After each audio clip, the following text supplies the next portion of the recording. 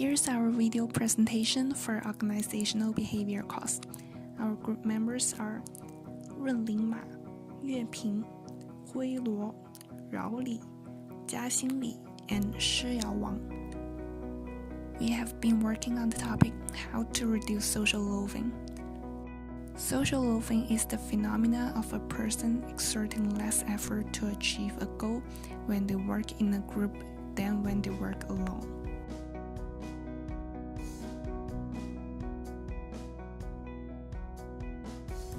We interview a few people and ask them for their opinions about social loafing.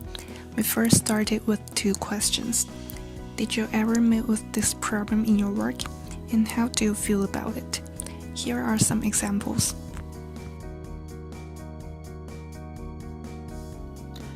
Well, as for my company, I would say that the social loafing issue is heavy because my company is a state-owned company, which means bureaucracy exists in many sectors, and employees always wait for the order of the superior or they don't work at all. 这样的问题还会很多，因为他们在自己干的时候，认为这是自己的工作，必须努力去做，做出成绩来以后，别人认为是他做的，体现出他的能力来。而在团队去做的时候，他们就会依赖于别人，所以没有个人做的时候努力。 Actually, in our company, the efficiency of local staff is always a big problem. For these local people, I think their problem is mainly because of their culture of the society. There are 3 theories to solve the problem. The first one is specific obligation. According to Dan J. Rothwell in the book of In the Company of Others, An Introduction to Communication, specific obligations is a way to get everyone involved in a group by assigning each member special and meaningful tasks. Some members are loafing because they have nothing to do, then giving them some tasks will make them feel essential to the group. We usually do the specific obligation at the very first beginning to clarify the job assignment and to make sure everybody know what they should do and how they're gonna do it. So and then we're gonna have like a meeting maybe every twice a week to confirm, like to make sure everybody is following up. Personally, I don't think it's a good idea to form a large group of people. If it's a large group, I would divide it into subgroups so that everyone has their specific task and it's less likely for them to loaf on job. 那像我们在工作中，如果遇到这样的问题的话，我们会把这个工作细化，分配到每个人身上。 The most important thing is definitely if we could try to clarify the obligation or the responsibility for every single person, even though it's not 100% fair to everyone. As long as we're all agreed on the assignment, I think it's definitely like a good start to make sure that there's no duplicate work. The second one is the incentive system by Chapter Irving Bernard. He proposed 2 ways of convincing subordinates to cooperate: tangible incentives and persuasion. He also described 4 specific incentives, including money and other material inducement, personal non-material opportunities for distinction, desirable physical conditions of work, and ideal benefications such as pride of workmanship.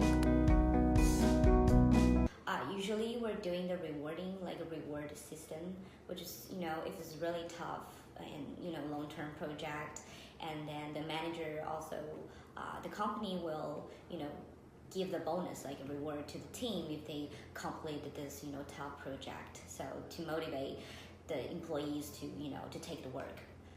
Some companies, like those who promote their products door to door, it's also necessary to reward those who did the best in the team. If you are, for example, the year-end bonus, that the employee receives a different according to their performance during the year. Our company tried to give bonus to those who did a good job.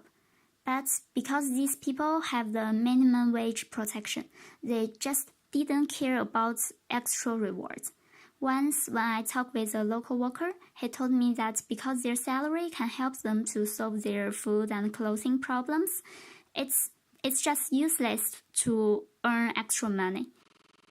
I think it's very necessary just because it's one of the ways or the motivations for individual to try their best. Not saying that we're not going to try the best, but if there's any kind of reward, incentive, it's definitely going to be a good reward system. Just so, who doesn't like a candy, right? After a whole effort. The incentive rewards are tiny. For example, the salary difference between the best and the worst employees is €25 per month, and the average salary is about €500. The incentive rewards are too tiny to make a strong influence. We also appraised the personal reputation of the employees and elected the most outstanding employees.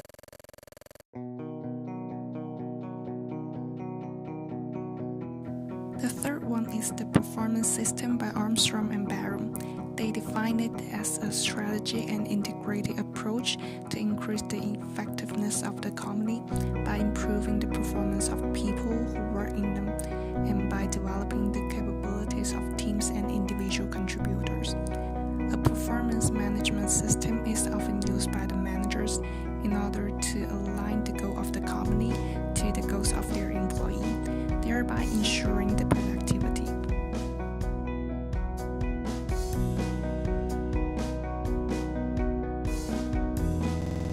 But to me, performance review system is not really working because in our company we're doing annually, and based on the whole year, and your coworker will give you a review. And this review, to me, is kind of like less objective sometimes, because others gives the opinion or the review about your work, and then they might think you're not working very hard, but you think you're working very hard.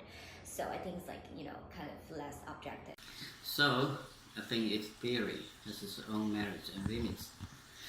I agree with some points in the theories, but not all of them. For me, I would say the individual assessment in the Thompson theory is most useful one. By assessing each member contribution rather than only examining the team accomplishments.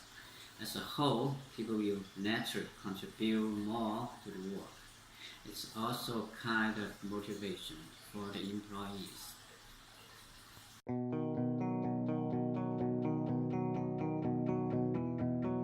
There are also other solutions.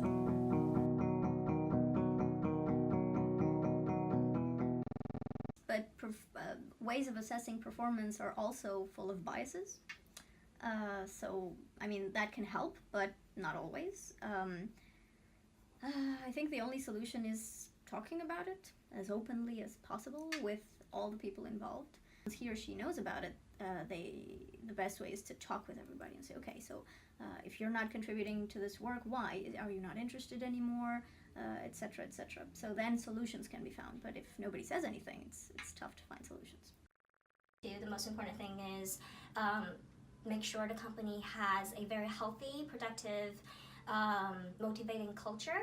Company culture is super important. I think it's just like the environment. We are all empowered by each other in a productive environment versus if it's negative and there's jealousy or there's people trying to step on each other's back.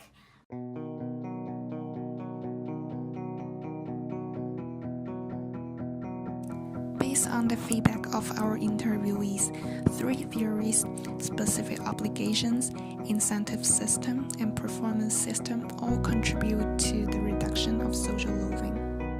There is no best one among them, and the companies often implement all of these methods in the staff management. So the system of reducing social loafing should be set in the light of conditions of the company.